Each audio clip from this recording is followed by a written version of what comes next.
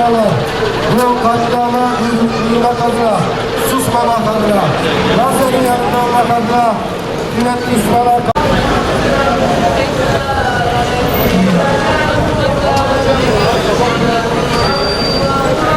Gazze'de katliamlarına devam etmekte. Allah rızası için bu eyleme tüm duyarlı Müslüman, çocuk, yaşlı demeden uluslararası hukuku içe sayaraktan dünyanın gözleri önünde katliam ve soykırım. Bismillahirrahmanirrahim. Subhanellezî esrâ bi'abdihi leylen minel mescidil haram ilel mescidil aksa.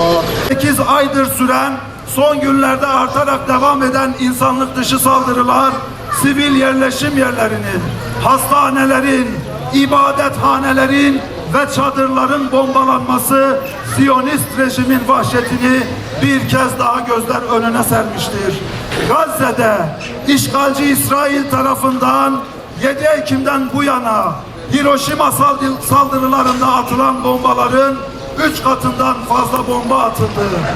İşgalci Siyonistler insani yardımın girişini de engelleyerek Gazze'nin topyekün bir zorluğu yaşamasını istiyor. Günlerdir Gazze'ye bir kuru ekmek dahi girmiyor. Un stokları tükendi, fırınlar kapandı. Yakında açlıktan toplu ölüm haberlerini duyabiliriz. Siyonist işgalciler bir yandan Filistin'in kalbinde yer alan Kudüs'ü ve çevresindeki kutsal mekanları gasp ederken diğer taraftan da Gazze'de katliam ve yıkımla Müslümanların kanını akıtmaktadır. Ne yazık ki bu zulümler yalnızca işgalcilerin değil, onlara her türlü desteği sağlayan emperyalist güçlerin de eseridir. Başta ABD olmak üzere birçok batılı ülke işgalcileri silahlandırmakta, ekonomik ve diplomatik koruma sağlamaktadır. Uluslararası kamuoyu ise bu insanlık suçları karşısında sessiz kalmayı sürdürmektedir. Kudüs davası yalnızca Filistin halkının değil, tüm Müslümanların ve mazlumların davasıdır. Mescid-i Aksa'nın özgürlüğü için mücadele etmek her müminin görevidir.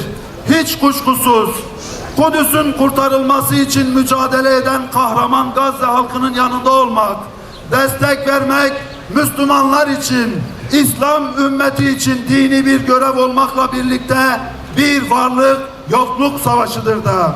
Çünkü başta Amerika olmak üzere dünyanın egemen güçlerinin desteğini arkalarına alan Siyonist işgalciler sadece Filistin'e değil, geniş İslam coğrafyasına da gözlerini dikmiştir. İsrail, Gazze'nin direncini tüketmek üzerine bahis oynuyor. Küresel protestoların zaman içinde yavaş yavaş azalacağını umuyor.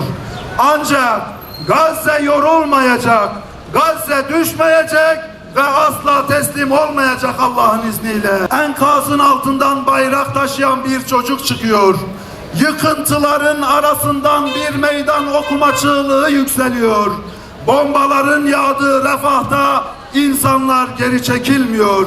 Evlerin yerle bir edildiği Cibaliye'de direniş ruhu kırılmadan devam ediyor. Gazze'nin kahraman evlatları Aksa tufanı ile birlikte Siyonistlere karşı büyük bir cephe açmış ve İsrail'in yenilmezlik algısını yerle yeksan etmişlerdir. Kahraman mücahitler en iyilerini feda etmekten, kadın, erkek, çocuk, 10 binlerce şehit vermekten çekinmeden cihatlarını sürdürmekte. Kudüs kurtarılıncaya kadar durmayacaklarına dair Yüce Allah'a söz vermektedirler. Bizler bu mukaddes cihada, ümmetin kurtuluş savaşına, Filistin'in özgürlük mücadelesine her şekilde, her platformda, her ortamda destek olacağımıza söz veriyor ve bu çabadan geri durmayacağımızı ilan ediyoruz. Buradan, bu meydanda tüm İslam alemine çağrıda bulunuyoruz. Zaman uyanma, kendine gelme zamanıdır. Bir an bile gaflette kalma lüksümüz kalmamıştır.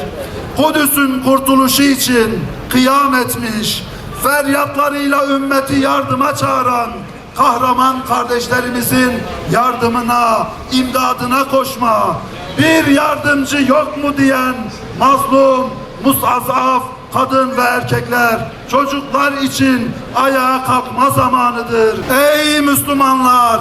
Ey onur ve izzetlerini yitirmemiş vicdan sahibi insanlar! Yöneticisiyle, yönetileniyle tüm İslam ümmeti bu varlık savaşında tereddütsüz yerini almalıdır. On binlerce şehit verme pahasına, şehirlerin yerle bir olması pahasına, evsiz, barksız, aç ve çıplak kalma pahasına, Aksa tufanı destanıyla Siyonist cephe karşısında tarihin en büyük direnişini başlatmış bulunan kardeşlerimiz bizleri bekliyor. İslam ümmetini bekliyor. Bu iman küfür savaşına, hak batıl savaşına malımızla, canımızla ve dilimizle katkıda bulunup Filistin'in kurtuluşu yolunda zafer dolu günlere yürüyelim. Bu soykırımın durması ve Siyonizmin amaçlarına ulaşmasını engellemek için halkı Müslüman olan ülkelerin liderlerinden Müslümanca tavır takınmalarını bekliyoruz. İslam dünyasındaki devletler, hükümetler ve uluslararası kuruluşlar her ne pahasına olursa olsun İsrail'in saldırganlığını, barbarlığını dizginlemek zorundadır. Söz konusu saldırganlık sadece Filistin, Lübnan, Suriye gibi mücavir beldelerle sınırlı kalmayacak. Coğrafyamızın tamamına yayılacaktır. Siyonist işgalin çıkardığı yangın söndürülmediği takdirde alevler en uzak köşelere kadar erişecektir. Hiçbir hükümet, hiçbir devlet ve hiçbir ülke kendisini güvende hissetmemelidir. Bugün İsrail'le kol kola yürüyenler de dahil olmak üzere günün birinde herkes bir şekilde Siyonist saldırganlıktan payını alacaktır. Bunun için ülkemizde iktidar sahiplerinden, Sayın Cumhurbaşkanı'ndan beklentilerimiz var.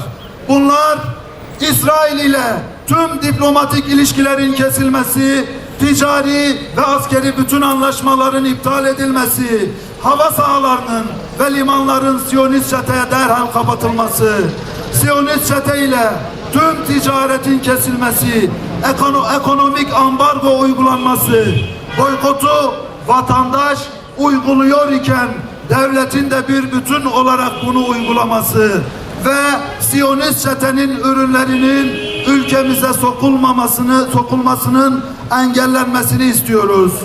İsrail'e sevkiyat yapan firmalara yaptırım uygulanması, Siyonizmi ve katliamları öven yaklaşımların, paylaşımların nefret suçu kapsamına alınması, İsrail'e gidip savaşan çifte vatandaşlığa sahip Siyonistlerin vatandaşlıktan çıkarılması, ülkemizde Amerika ve Siyonist çeteye hizmet eden Adana'daki İncirlik ve Malatya'daki Kürecik üslerinin kapatılması, İsrail enerji ihtiyacının büyük kısmını karşılayan BOTAŞ tarafından işletilen Bakü-Ceyhan boru hattının soykırım nedeniyle kapatılması başlıca beklentilerimizdir. Son olarak diyoruz ki Gazze'de zulüm bitmiş değildir.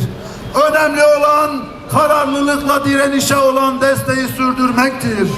Bizim tek güvencemiz Allah-u Teala'dır ve son sözü söyleyecek olan da Allah'tır. Elhamdülillahi Rabbil alemin vel akibetu lil muttakin ve la udvane illa alel zalimin vessalatu vesselamu ala Resulina Muhammedin ve ala alihi ve sahbihi ecma'in. Allahümme ya Rabbel mustad'afin innena du'afa fekavvina bil imani vel cihad vec'alna mimmen yestemi'ul kavle ve yettebi'u ahseneh واحفظ أهل غزة والقسام ومقاومة الإسلامية حماس وتقبل شهداءهم وانصرهم على أعدائهم الصهاينة اليهود الغاصبين وقهر الصهيوني ya Rabbel Alemin.